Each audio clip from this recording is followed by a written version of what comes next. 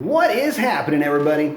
So, ZL1 has been out and about and is starting to get more press, so I wanted to give my thoughts on that car. Let me just say this. I am on record as saying that I am not a huge fan of the Camaro SS just in how it looks, but the ZL1 is a completely different story.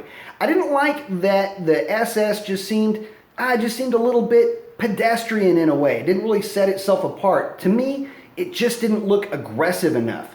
But the ZL1, on the other hand, completely different story. That car looks the part. Another thing that I like about the look of the Camaro, look, let's be honest, Mustang, Challenger have been milking this retro styling for a bit too long, if I'm honest. I still love my Challenger, and it's the reason why I bought my car was the retro styling. But it's not for everybody. And the fact that the Camaro does set itself apart so much and is more or less a view forward in terms of styling, that appeals to me on a certain level. And with the ZL1, with the fender flares and the fin and just the front end treatment, that makes a lot of sense to me. It looks the part, and that's what I like the most about that car. Now, let's talk about the specs. It hauls ass at everything. 0 to 60, quarter mile, road track testing, all have proven that that platform is uncompromising in its level of fitment, finish, everything. That car is said to be the absolute best thing to happen to an American pony car in a long time, and that's taken into account that GT350 as well.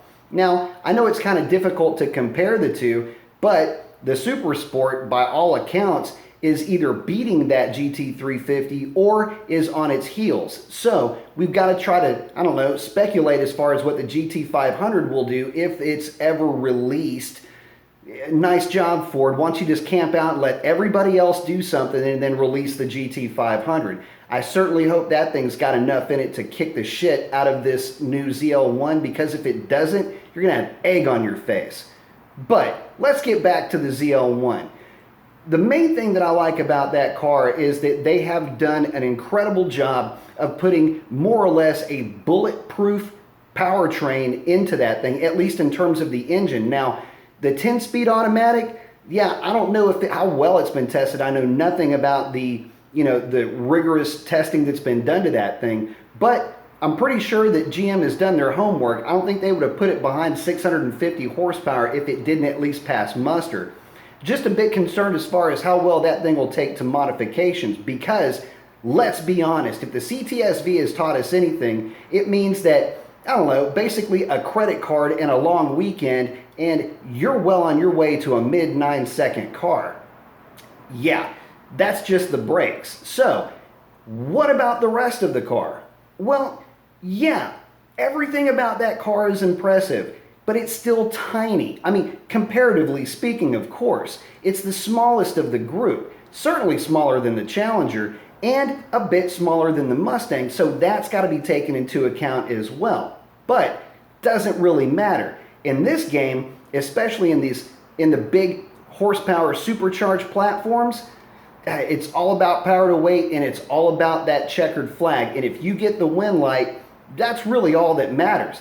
And that car is poised to be a major threat no matter what venue it shows up at. So, would I consider, oh, and by the way, pricing on the car, it's about $63,000, $64,000. Less than a Hellcat.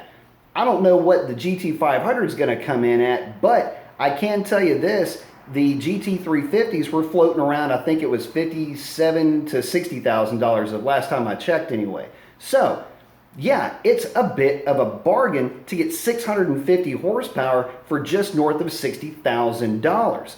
Really not too bad. More or less, it's $100 a horsepower if you do the math. So, what do we do about this? I'm looking at this from a little bit different standpoint now. So the Camaro is so awesome. Hey, Corvette guy, how does that taste? So far, you've donated your engine and drivetrain to the Camaro, and it's gotten more accolades than you have. And hey, Z06 owners, you kind of feel like you've been beta testing that thing a little bit? I mean, let's be honest. It didn't make it through 2 or 3 press releases without overheating, or at least the track testing, I should say, without overheating. And now you're in a bit of an odd situation because the Z06 has donated its engine and a 10-speed automatic has been fitted to that Camaro.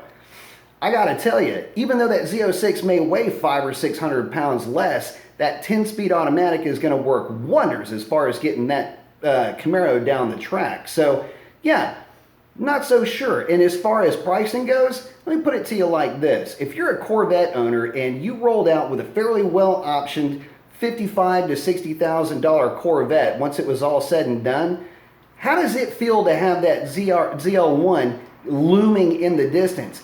Basically, for not much more money, not even 10% more, you could have had 200 more horsepower. And hey, Z06 guys, answer me this. You're looking at a price gap of about $17,000 between your car and a Camaro ZL1.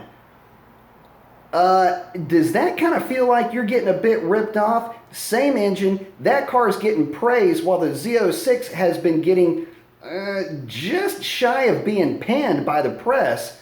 I just wonder if you would still buy that Z06 knowing that the ZL1 was right on your back bumper. So, post up your comments, let me know what you think. That's a wrap. Adios.